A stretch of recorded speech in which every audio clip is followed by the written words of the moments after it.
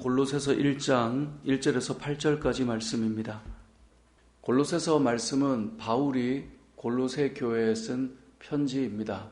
그런데 특별히 로마 감옥에서 편지를 썼기 때문에 옥중서신이다라고 부르기도 합니다. 이 골로새서 말씀을 우리가 생각할 때 왜 이 편지를 썼는가, 이제 이것을 좀 먼저 알 필요가 있는데요. 골로새 교회는 바울이 개척한 교회는 아닙니다. 이 골로새 교회는 바울이 개척한 곳이 아니라 에바브라라고 하는 사람이 바울이 에베소에서 두란노 서원에서 말씀을 가르칠 때 거기서 배웠던 에바브라가 나중에 골로새 지역에서 교회를 개척을 했어요. 그런데 교회를 개척을 하고 잘 세워지는가 했는데 그 골로새 교회 안에 이단과 거짓 선지자들이 등장해서 뭔가를 잘못 가르치기 시작하는 거예요. 그래서 그 이야기를 바울에게 하게 되니 이제 바울이 골로새 교회에 그 내용을 가지고 편지를 쓴 거예요. 오늘 본문 우리가 7절을 보면 에바브라라고 하는 사람이 등장하죠. 이와 같이 우리와 함께 종된 사랑하는 에바브라에게 너희가 배웠나니, 여기 등장하는 에바브라가 이제 골로새 교회를 개척했던 인물입니다.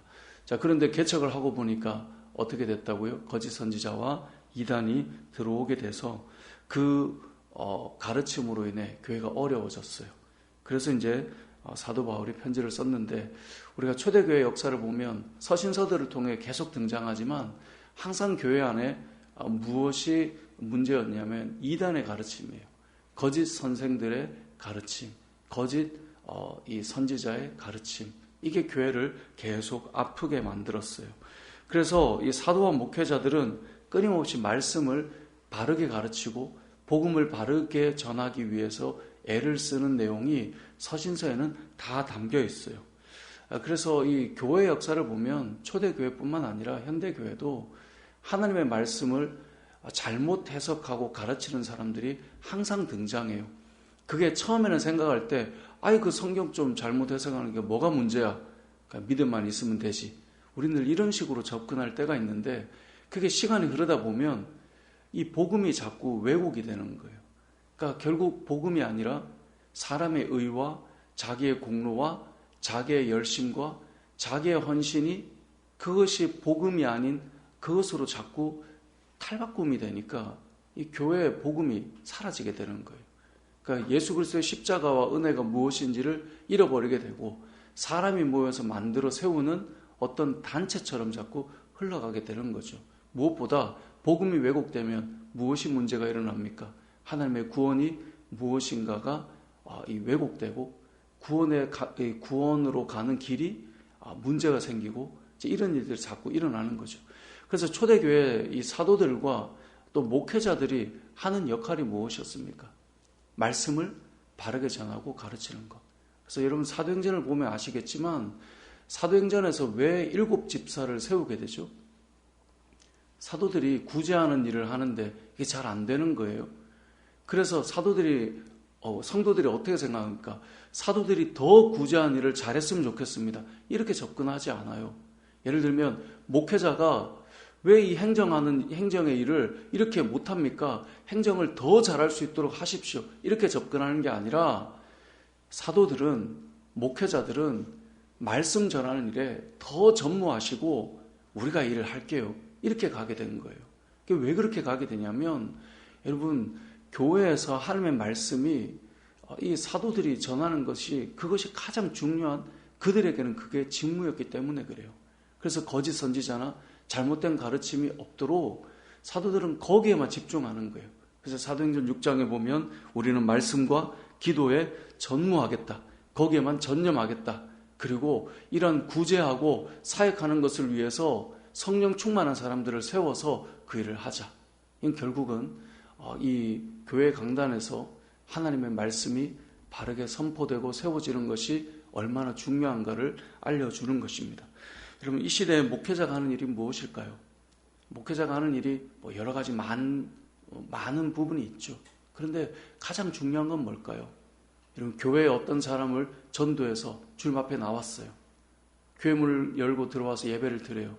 제일 중요한 건 강단에서 흐르는 하나님의 말씀이 그 영혼을 적실 수 있도록 그것이 목회자에게 가장 중요한 일이에요. 여러분, 교회들을 잘 생각해 보세요. 교회들을 생각해 보면 목회자에게 가장 중요한 역할은 뭘까요? 그 사람의 인품이나 성격이나 기질이나 우리는 그런 것들로 여러 생각들을 해볼 수 있지만 가장 중요한 것은 강단에서 하나님의 바른 말씀이 잘 흘러서 정말 생명의 복음이 한 사람 한 사람에게 흘러 들어가게 하는 것, 그게 목회자의 역할이고 사도들의 역할이었어요. 왜냐하면 사람들은 모여 있다 보면요, 복음이 무엇이 옳은가에 대한 관심보다 좀 더 지나보면 내가 생각하는 바가 자꾸 진리인 것 같고 왜곡되는 어떤 말씀으로 자꾸 흘러가려고 하기 때문에 그래요. 교회가 잘 세워지려면 목회자를 통해서 하나님의 말씀이 바르게 잘 전달돼야 돼요. 여러분, 이 땅에 있는 많은 교회들을 잘 생각해 보세요. 미국 교회나 그 이전에 유럽 교회나 교회들을 보면 여러분, 그 목회자들이 어떤 사람이었는가에 대한 관심보다 그분을 통해 어떤 말씀이 선포되어 왔는가가 남겨지게 된단 말이에요, 결국은. 그러니까 여러분들이 우리 교회를 위해 기도할 때도, 저를 위해서 기도할 때도 제일 중요한 건 뭘까요? 강단에서 쓸데없는 소리 하지 않고 하나님의 말씀이, 진리의 말씀이, 복음이 흐르는 교회가 되게 해달라고 끊임없이 기도해야 되는 거예요. 여러분, 저를 위해서 기도할 때 제일 중요한 건, 여러분, 목회자들은 다 똑같은 사람들이 아니잖아요. 다 다양하지만 동일하게 똑같이 기도해야 될 것이 하나가 있는데요. 하나님의 말씀이 바르게 잘 선포되고 강단에서 그 말씀이 은혜로 잘 흘러가기를 원하는 것, 그게 우리가 기도해야 될 기도의 제목인 것입니다. 사도 바울은 끊임없이 교회에 잘못된 가르침과 이단들의 등장 속에 진리의 말씀을 전하기 위해 서신서를 다 썼던 거예요. 편지를 썼던 거예요. 여러분, 어느 교회를 가도 마찬가지예요. 교회 가면 제일 먼저 뭘 기도합니까? 하나님의 말씀이 바르게 잘 흐르게 해달라고. 교회를 찾는 성도들이 교회를 선택할 때 무엇을 제일 먼저 생각할까요? 내가 저 목사님과 얼마나 친해질 것인가? 이거 놓고 기도하는 사람은 사실은 없어요. 저도 제가 시골 살다가 서울 올라와서 교회를 선택할 때 저 목사님과 내가 얼마나 가까울 것인가를 놓고 저는 기도해 본 적이 한 번도 없어요. 그 교회에서 예배 드릴 때 하나님의 말씀이 흘러서 나의 마음과 심령에 은혜로 적셔지는가? 그게 출발점이지, 교회 와서 내가 어떤 사람과 친할 것인가, 그게 출발점은 항상 아니란 말이에요. 결국 오늘 본문을 통해서 우리가 알 수 있는 것이 무엇입니까? 에바브라가 잘못된 가르침이 자꾸 들어오는데 그 문제를 가지고 바울에게 나누었던 그 나눔 때문에 편지를 쓰고 있어요. 바울은 본인이 개척한 교회가 아니에요. 내가 너희와 얼마나 가깝게 지낼 거냐, 이런 이야기가 아니에요.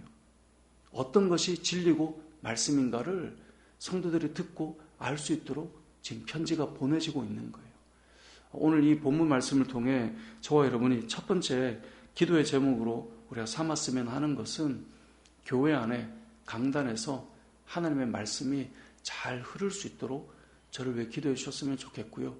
제가 보니까 그렇더라고요.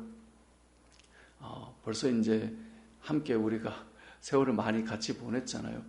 근데 한 사람에게 새벽 예배 같이 말씀을 나누고, 한 사람에게서 금요 기도에 말씀을 또 나누고, 한 사람에게서 주일 강단에서 말씀이 흐르고, 이게 사람은 다 좀 한계가 있지 않습니까?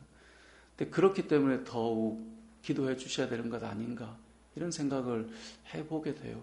정말 제가 주의 말씀으로 더 풍성하게 채워지고, 또 많은 이 말씀을 전하기에 또 필요한 책들과 또 여러 가지 견문들이 잘 준비가 되어서 정말 그것이 양질의 말씀으로 흘러가고, 무엇보다 성령으로 충만해서 사도들이 구했던 것처럼, 여러분, 초대교회 사도들이 얼마나 놀라운 능력의 사람들이었어요. 그런데 그들이 하는 말이 뭐예요?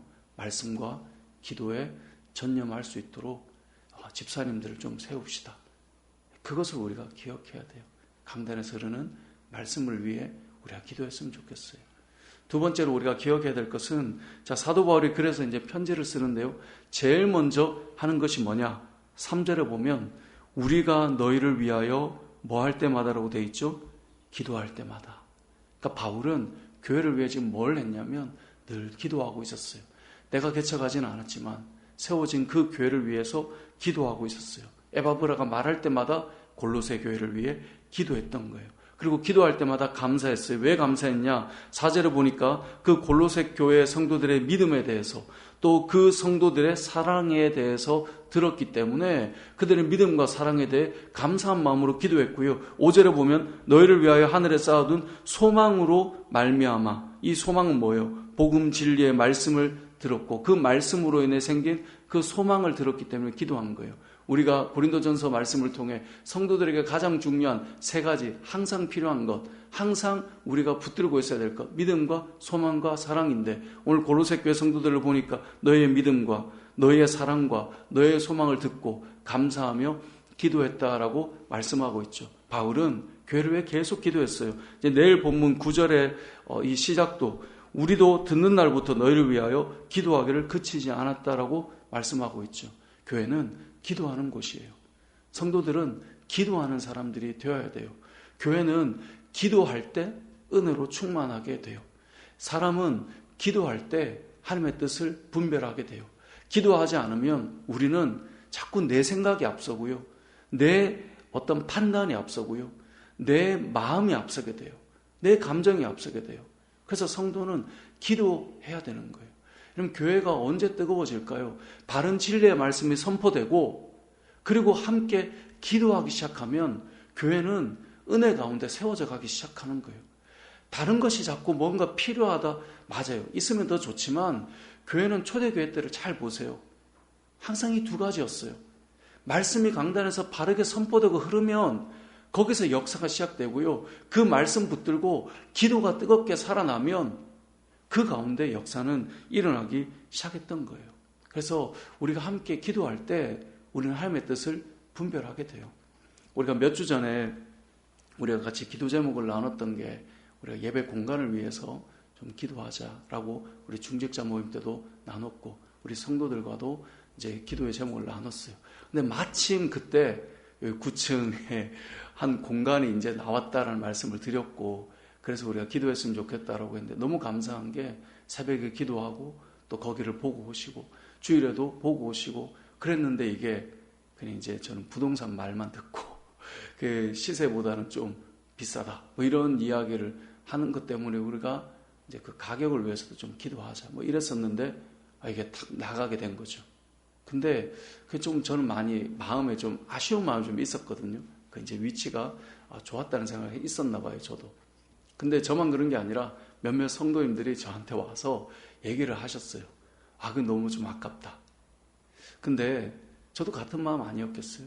하나님 앞에 기도했어요. 하나님, 우리의 예배에 처소가 됐으면 참 좋았을 텐데 라는 마음으로 기도했는데 하나님께서 제게 주신 마음이 있어요. 제가 금요기도회 때 이 말씀을 나눴는데 하나님께서 제게 주셨던 마음이 기도 이제 시작해놓고 그거 할 때 마침 내 눈에 보이니까 이거라 생각하고 그럼 지금 기도하느냐 이거예요.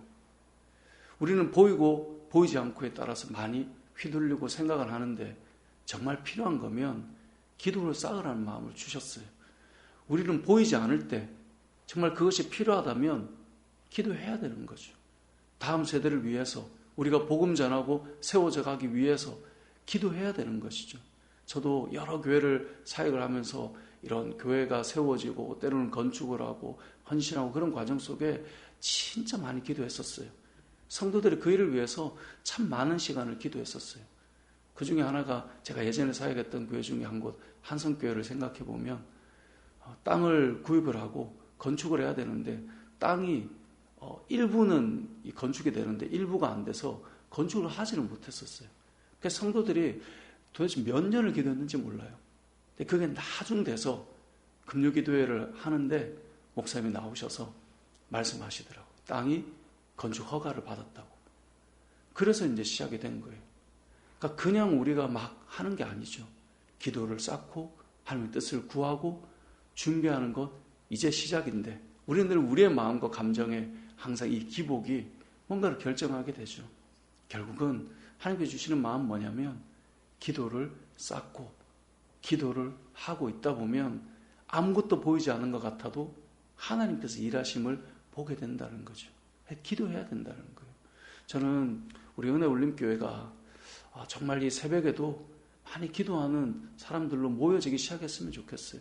제가 많은 목회자들과 이런저런 얘기를 하면 진짜 이제 새벽에 모이는 사람들이 점점 사라져가고 있어요. 그건 시대적인 현상이기도 해요. 하지만 그러한 시대적인 현상 속에서도 기도하는 사람들이 있더라고요. 그래도 새벽을 깨우는 사람들은 있더라고요. 기도하는 거죠. 새벽이 되면 기도하기 위해 모이는 거예요. 금요일이 되면 뭐 이런저런 일이 있어도 기도하자라고 해서 모이는 거예요. 뭐 요즘 청년들은 안 모인다. 요즘 다음 세대는 없다. 아니요. 그래도 모이더라고요. 모이는 사람들이 있더라고요. 저는 기도하기 위해 모이는 사람이 한 명 한 명 시작될 때 역사가 일어난다고 믿어요. 지금 밤에 또 같이 기도하자라는 마음이 있으셔서 이렇게 기도를 시작했다는 이야기를 들었어요. 저는 그 이야기를 들을 때 마음에 너무나 좀 감동과 뜨거움이 있더라고요. 교회에 기도하기 위해 모이는 사람이 한 명 한 명 생기게 된다. 그럼 그것은 하나님께서 역사하기 시작하는 그런 마음인 거예요. 뿐만 아니라 우리의 마음도 똑같아요. 기도하지 않는 내 마음은요, 항상 강팍해요.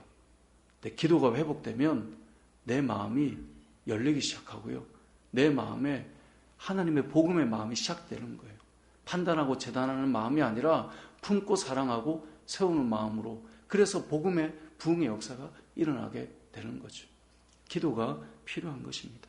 그래서 7월을 시작하면서 우리가 함께 기도하자라고 하는 것 역시 마찬가지입니다. 우리가 그래도 기도 안 하던 사람들도 이러한 시간에 마음에 결심하고 결단하고 함께 모여서 기도하며 기도를 쌓아가는 그런 마음들을 가지게 되는 것은 신앙의 훈련이며 또 교회가 살아나는 출발점이 되고 밑거름이 된다라는 것이죠. 말씀을 정리해 보겠습니다. 오늘 본문 말씀을 통해 우리는 두 가지를 기억했으면 좋겠습니다. 첫 번째는 초대교회 안에 끊임없이 잘못된 가르침과 자기들이 생각하는 복음으로 자꾸 왜곡시키는 그 속에서 끊임없이 거짓 선지자와 이단들과 싸웠던 진리의 말씀과 복음을 선포하고 바로잡는 일을 사도들이 해왔던 것처럼 우리 교회도 하나님의 말씀이 바르게 흘러 선포되고 전해질 수 있도록 기도했으면 좋겠어요. 강성우라고 하는 사람이 아니라 하나님의 말씀이 바르게 선포되고 강단에서 흐를 수 있도록 그런 저를 위해서 기도해 주시고 설교자를 위해 기도해 주셔서 그 주일에 강단에서 흐르는 그 말씀 때문에 살고 그 말씀 때문에 힘을 얻고 그 말씀 때문에 생명이 살아날 수 있도록 기도해야 되는 것, 그게 가장 목회자를 위해 첫 번째로 구해야 될 기도의 내용이라는 사실을 기억하시고 그걸 위해 기도했으면 좋겠고요. 두 번째는 그렇게 기도가 세워져가는 교회가 되게 해달라고 구했으면 좋겠어요. 기도의 자리가 되면 모여야죠. 함께 기도하고 간구하고 그렇게 교회가 뜨겁게 잘 세워져 가서 하나님께서 세워가시는 교회, 이 땅에 부흥했던 많은 교회들을 우리가 생각해 보면 지금 어려운 시기라고 말하지만 그래도 부흥하는 교회가 있더라고요. 여러분, 그 교회를 잘 생각해 보면 왜 하나님께서 역사하고 있는가? 우리 교회도 마찬가지였으면 좋겠어요. 말씀이 잘 흐르고 기도로 충만한 우리 은혜올림교회 되게 해달라고 함께 기도하시고 또 그렇게 함께 세워나가는 저와 여러분들이 되시길 주님의 이름으로 축복합니다. 아멘.